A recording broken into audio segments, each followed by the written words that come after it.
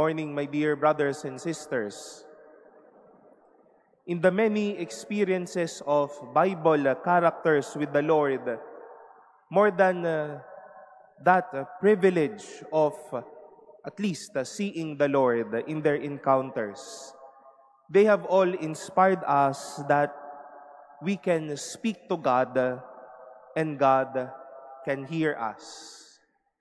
Makapagsasalita tayo sa Diyos at makapakikinig ang Diyos sa atin.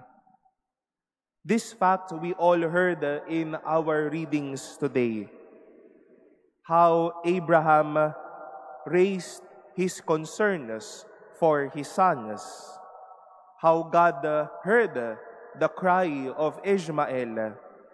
And how God as well confirmed the destiny or even the vocation of Ishmael and of Isaac.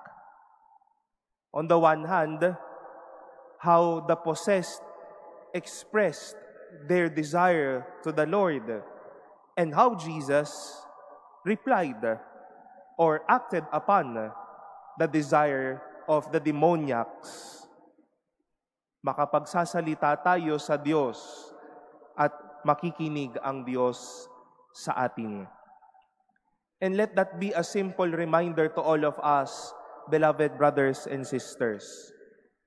The mere fact that you enter a sacred space, whenever you are here at the cathedral, whenever we celebrate the Mass, whenever we pray, we can heartily say to God what is within us. We can tell to God what we want. We can be honest in front of the Lord. And He will be willing to listen to us as much as He can. We can speak to our God and He can hear us.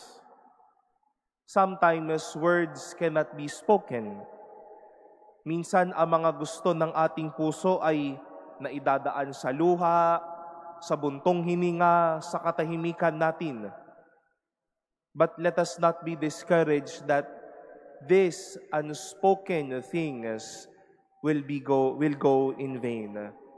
And sometimes our repetitive words, sometimes our lengthy kwentos in front of God will not go in vain.